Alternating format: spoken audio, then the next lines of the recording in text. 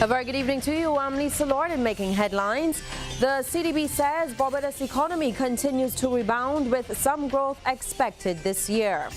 Parliament passes a resolution to enhance the island's capacity to deal with the coronavirus. The BRA warns property owners about outstanding debts. And in sports, all systems are go for Knapsack 2020 at the National Stadium. Broadcasting from our studios in the Pine St. Michael, this is CBC Newsnight, starting now.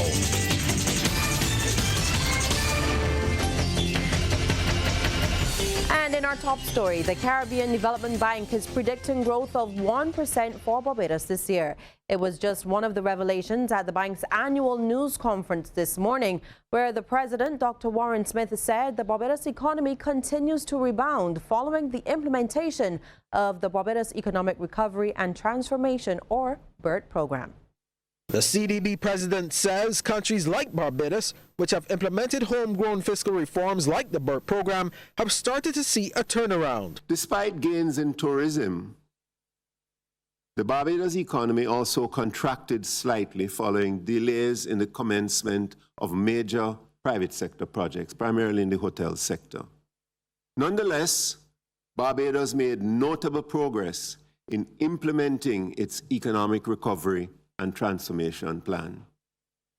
And a strengthened fiscal framework led to a primary surplus of 6% in 2019, compared with 3.5% of GDP in 2018. Meanwhile, Dr. Smith also weighed in on the possible impact of the coronavirus on countries in the region in terms of trade and travel. One of the big fears is that it can spread across the world to some of the source markets for our tourism arrivals, and similarly, our ability to export into countries in the Far East in particular could be compromised by this type of development. The good news is, I was just hearing this morning that the expectation is that it could be the persistence of this virus could be limited as we move out of the winter season and going to the warmer climate. And he's pleased about the measures so far being put in place by regional governments. It is my hope that we will be able to realize that benefit. However, I think that we also need to take measures in our own countries to protect ourselves. And I'm very pleased to see that moves are afoot by a number of Caribbean countries to try to address and mitigate the risks associated with that development. Ryan Broom, CBC News. Well, $1,180,500 has been made available to the Ministry of Health and Wellness for the purpose of remedial work at 2 locations. It is to enhance Barbados' capacity to mandatorily quarantine people in the wake of the deadly coronavirus outbreak. Shane Jones followed Health Minister Lieutenant Colonel Jeffrey Bostick's presentation on the supplementary estimates resolution today in the House of Assembly. The health minister stressed the money is not for a facility to house people who are sick or show symptoms of the virus. But for those persons who, out of the abundance of caution and who in an effort and a greater effort to protect the public good, and in this matter, public health, that we want to be able to house such persons in a controlled environment where we can properly and more effectively and efficiently monitor them and assist them in being able to reintegrate with the remainder of society within the 14 days that has been allocated for their quarantine. The site of the St. Lucie District Hospital has been identified for the quarantine center. That property has been earmarked and was utilized, although I'm not sure if we actually had to use it before, as a quarantine center during the time of SARS and other things of that nature. And so the funds that we are seeking to obtain here today really are required to have those facilities retrofitted and make them as comfortable as possible as a quarantine station. Minister Bostic says since Barbados, like many other countries, cannot eliminate coronavirus, government has made the decision to minimize Barbadians' risk and exposure to the virus. He says surveillance has significantly improved at the ports of entry. We've also been able to acquire some handheld thermal detectors to be able to strengthen our capacity at ports of entry. And I'm happy to say that I have observed these operations, certainly at the airport, and I have been able to sit and observe how the port health persons are dealing with people coming in from China and other places that have been impacted, and how the screening process has been going, and I'm really impressed with what I have seen. The minister urged the public to continue to observe good hygiene practices. Shane Jones, CBC News. Well, in other news from the House, Prime Minister Mia Motley says Barbados is doing itself more good than harm by opening up its borders to more skilled Caribbean nationals. Ms. Motley led off debate on the Caribbean Community Movement of Skilled Nationals Bill 2019. The most recent amendment adds security guards and agricultural workers to that list of those who can travel freely once they are qualified.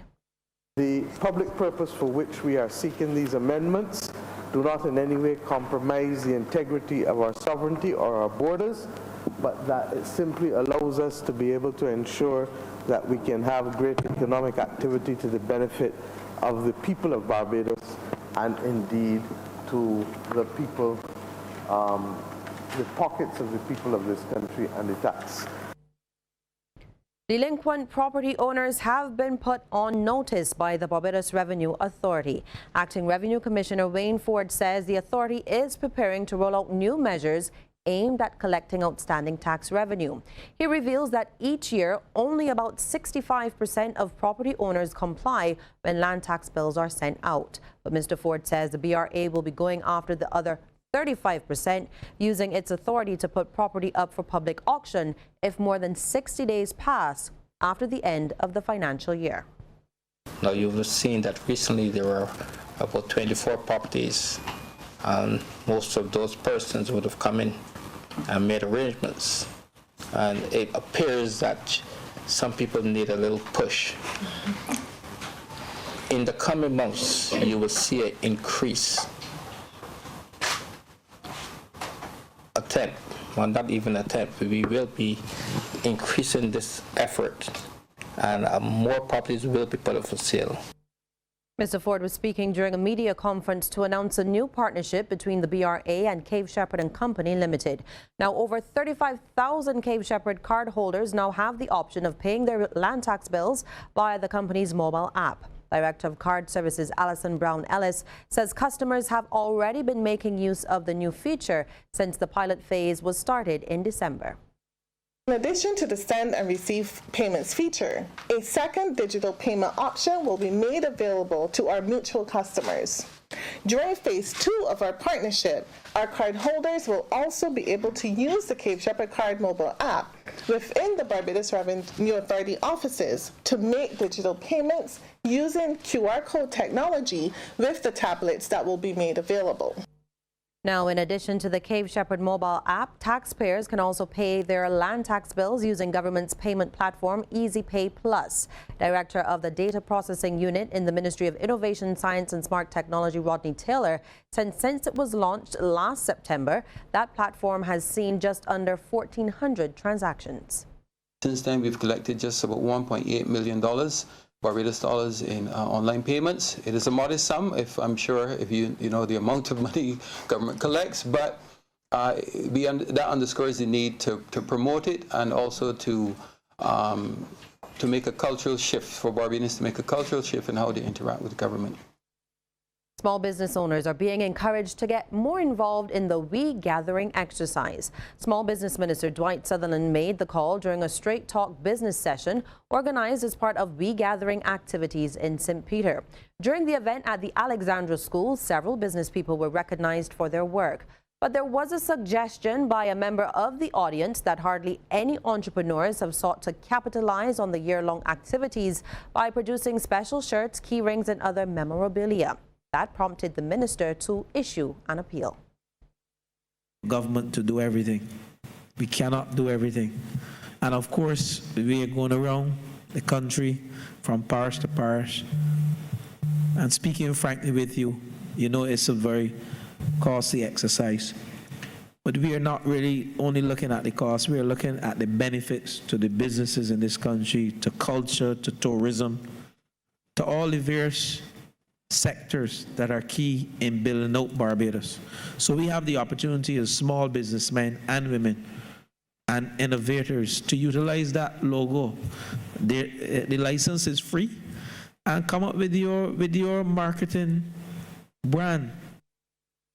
It appears that an increasing number of Barbadians have been expressing an interest in starting their own businesses. Many of them have been seeking to gain the necessary knowledge to ensure that they are successful. Confirmation of this from the coordinator of the Student Entrepreneurial Empowerment Development Project of the University of the West Indies, Ayana Young-Marshall. She says there's been growing interest in that program, which is open to all Cave Hill students and aims to provide a safe and educational environment to explore entrepreneurial ideas. This semester, our sessions are held from Wednesdays from 5 to 8. And when I opened the door, I couldn't believe the numbers of persons that were there. Not just UWI students, not just law students, med students, SciTech. I'm very excited about the SciTech students. You saw on the newspaper a few days or yesterday that we have a doctor who has come up, who has a patent. That's what we need. Barbados lags behind in terms of patents. And we have patents, and we have the engineers who can help create these products. Then we're on our way.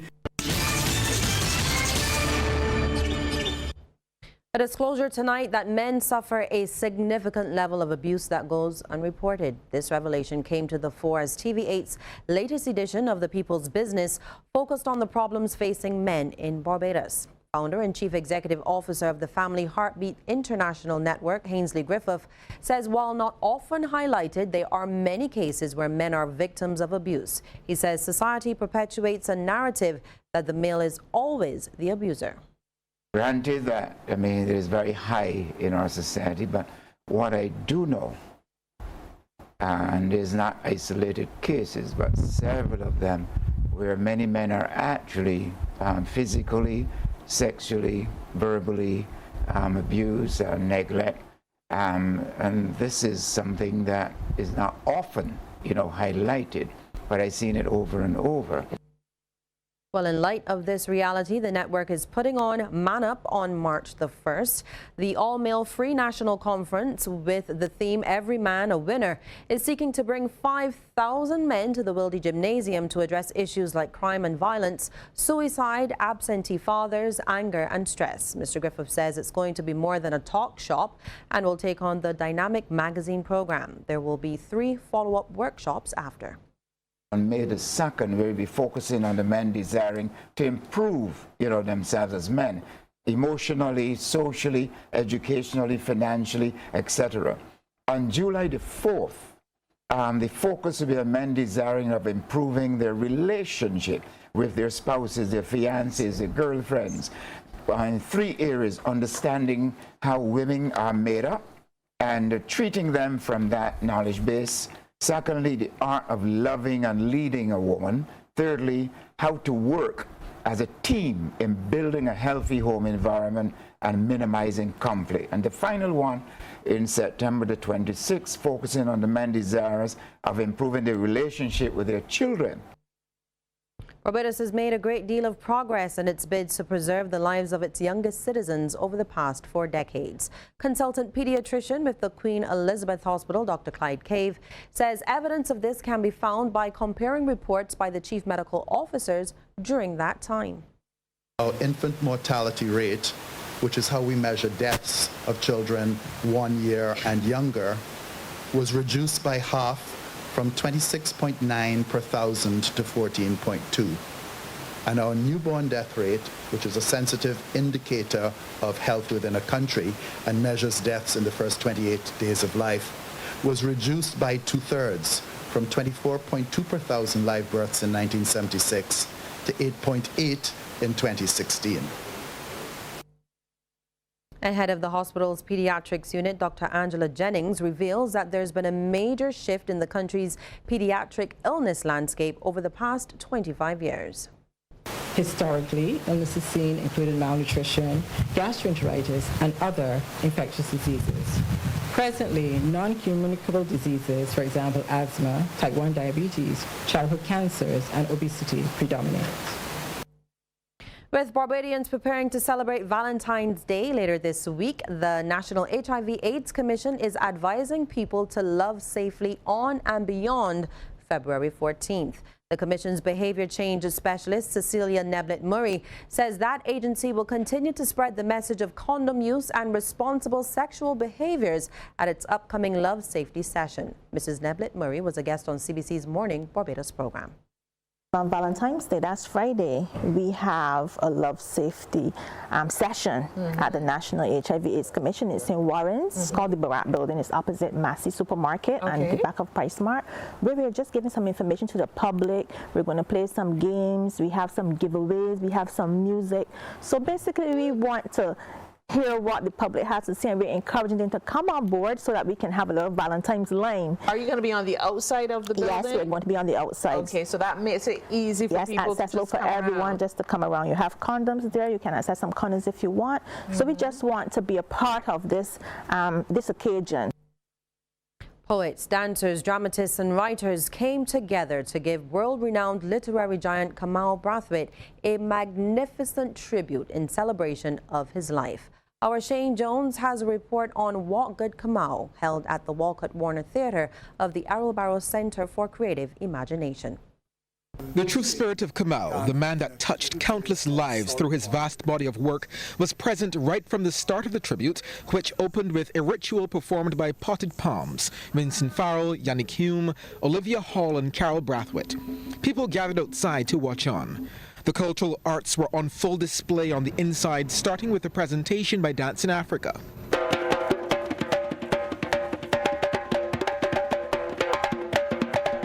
John Hunt chose some of his favorite work from the former Harvard University teacher.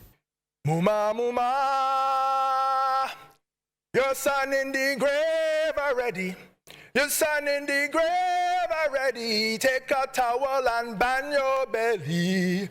Aja and Adrian Green also paid tribute through poetry. There became steps, retracing middle passages, back through roundhouse backyard as invisible Atlantic waterways flow through underground limestone rivers, fertilizing a youth on Bay Street. They insist that I use my gifts as a lyricist to bear witness to the past, the present, the future of African greatness, and always place emphasis to the beauty of blackness, and never digress into the common connotations of my color with slackness.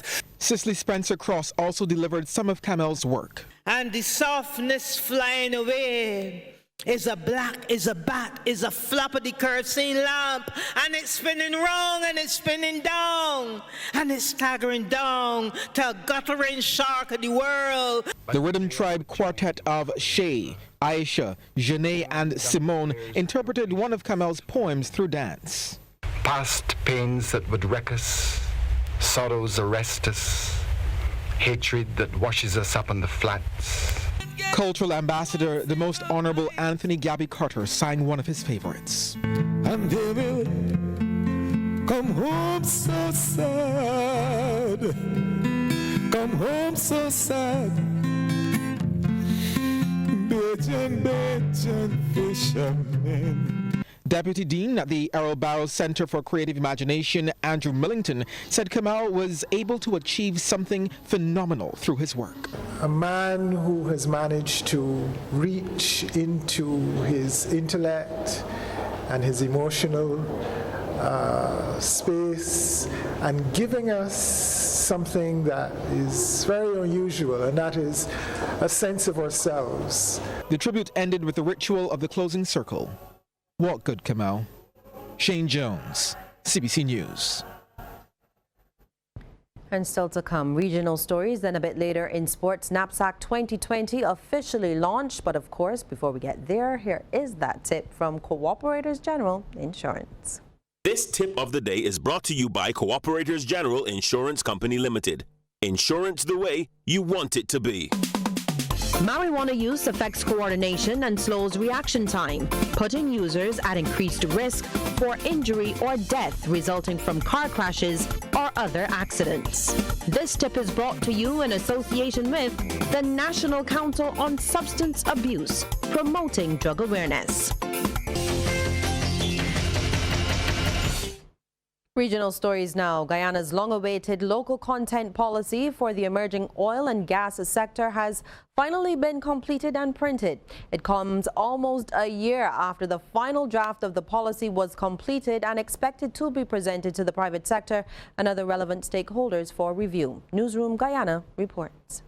Displaying a copy of the policy at his first press conference for 2020 on Monday, Director of the Department of Energy, Dr. Mark Bino, said the policy will be posted to the department's website soon, but not before it is disseminated to elected and government officials and members of the press later this week. Dr. Bino said the policy is hot off the press and remains a fit-for-purpose policy. Hot off the press, so it now is actually a deliverable, and we will be working with the Press and Publicity Office to ensure that each media house gets a copy. While there is still no local content legislation, the government has long been engaging stakeholders in the private and public sector on the compilation of the policy. The consultation process spanned more than 2 years, with a review process of the draft document before the final policy was concluded on and printed. Grenada is on the road to having its national wear. The idea was thrown out to designers 1 year ago, and they grasped the opportunity to submit their designs for Grenada, Carriacou, and Petite Martinique. We hear more in this GBN report. From a list of 15 submissions, it's now down to these 5: Talisha Alexander, Vanel Coffey, Tamara Prosper, Jamela Douglas, and duo Jarrell Langa and Sampson and Mary Joseph. In an interview with CEO of the Grenada Cultural Foundation, Shamo Wells, on Monday, she spoke of the criteria for selection. Despite contrary belief, Grenada has never had a national wear, she says. And we figured that there are certain things about us that have evolved that ought to be part of this whole process. We're talking about the fact that we talk about ourselves as being pure Grenada now. We talk about the kind of food that we eat, the various iconic things that we have established over the years, or national colors, which would not have been a part of a French-oriented national wear from way back when. So there are a number of new elements that we want to see portrayed in who we are as a people. Action is just ahead.